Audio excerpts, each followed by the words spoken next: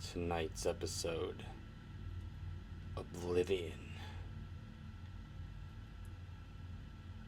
It was back in March 2006 when my friend Roy had just gotten the new Elder Scrolls game, Oblivion, for the PC. Now, to this day, I'm a huge fan of the Elder Scrolls. In fact, if you came to my house, I'd no doubt be playing Skyrim. He'd gotten the game from Walmart. He found it when he knocked into the shelf. It was behind some Madden game. The case was there and everything, and so was the disc. There was a scratch running down the back of the case, which we didn't notice till we got home. Actually, we noticed that the plastic that was normally wrapped around the case wasn't there, leading us to believe that it may have been tampered with. He never let me play, and I couldn't afford to get a copy for myself. We started to drift apart, though this was normal. The same thing happened when I got Morrowind. I was walking to the GameStop to sell some old games, so in order to buy Oblivion for myself, Roy was walking the other way.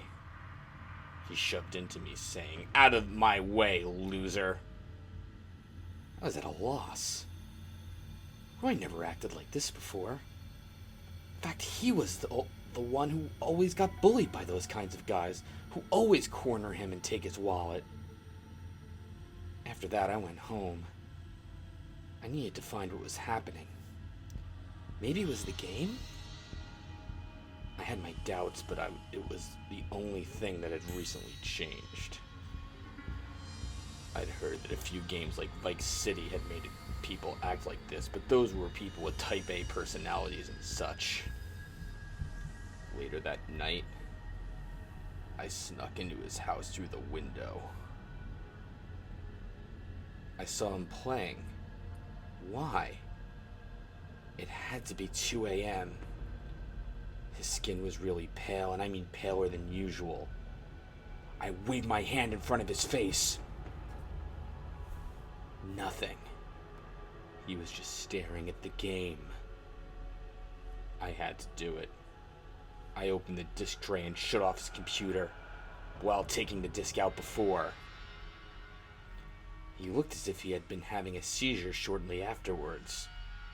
I did my best imitation of his voice and yelled, "Mom!" I snuck out the back door, locking it behind me.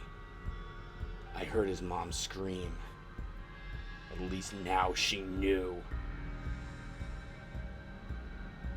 I kept trying to think of a rational explanation. I didn't see bright or flashing lights. He had only done it when I took the game out. This was too weird. The next morning, I took a close look at the disc. It didn't even have the art. All it had was tape with the word Oblivion written on it.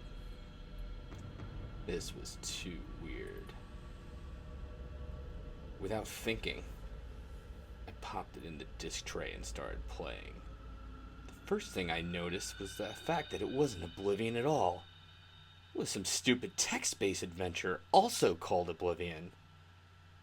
Now, this would have been all fine and well, except it was copyright 2006. They hadn't made text-based adventures since the 90s at least. Text appeared upon the screen. Start the game. YN. I typed Y and hit enter. You find yourself in a cave with a rope, a stick, and a piece of charcoal. What do you do? It asked. The answer was easy. Make torch, I type, and click enter. Torch made. What do you do now? It asks. Go north, I type. You find a pile of sticks. What now? It said. Take 2 sticks, I typed. What now? It asked. Light torch, I typed. You discover a goblin. What do you do? It asked. I smirk.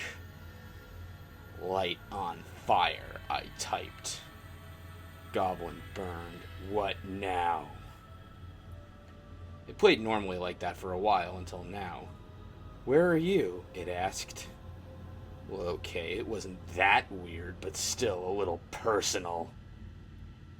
I typed home and hit enter.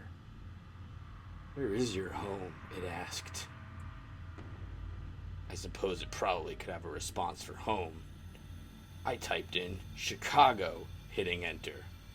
It played normal again for a while, and then once again it got weird.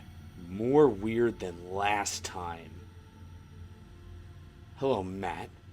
How are you? That was weird. I did not put my name in there. I reached for the power button when "Please Don't" appeared on screen.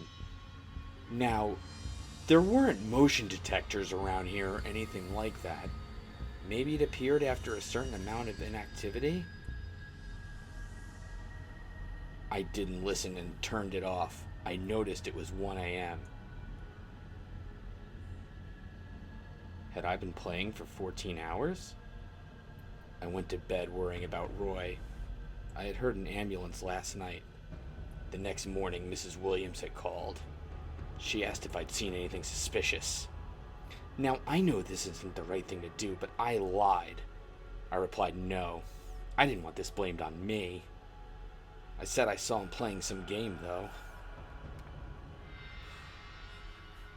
She told me his heart rate was low and that he was in critical condition. I slowly hung up. I was shocked.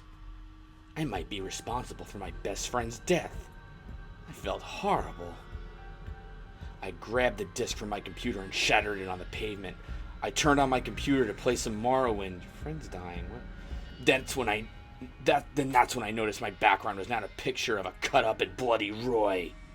I was horrified. I did not rationalize it was probably a virus. What? And I shut off my computer, except I didn't. I turned on Morrowind, and to my horror, it was also the game. It must have been a glitch, though how could it be? It said, "Hello, Matt. Why did you break me?" I furiously typed, "Because you're killing my friend." It then said, "But isn't that what you wanted?" I couldn't type anymore. No, literally, my keyboard wasn't working. I couldn't type anymore. No, literally, my keyboard wasn't working. My computer froze up and crashed. I have a crappy computer, but a text-based adventure? I doubt that would crash it. I wasn't curious at all. I opened the disk drive. The game was inside. Maybe I'd accidentally smashed some other game of mine?